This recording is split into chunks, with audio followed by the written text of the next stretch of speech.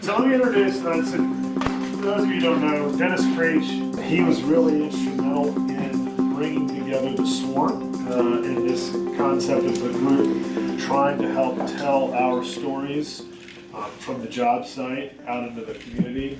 It's pretty simple. Who's going to believe me when I say, oh gee, this is how you build your green building? And so, but they'll believe you guys. And the whole idea of the SWARM is for you to tell your stories, positive and negative, about working on a pretty darn innovative building. We were invited by Skanska to participate in the living building. This was a building that could change, how we're building buildings and what we're thinking about, and so we're excited to participate in that.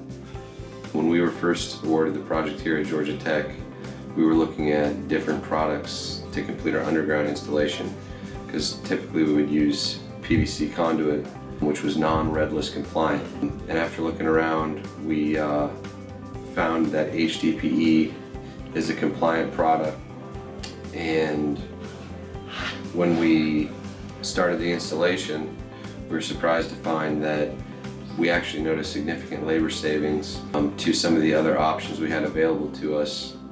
So much so that in future projects, we will definitely analyze whether or not it makes sense to use HDPE, regardless of the requirements of the project.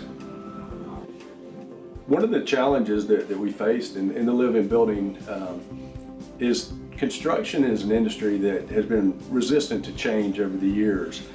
And the exciting thing about participating in the living building is we were given the task of trying to find new products and new ways of constructing this building.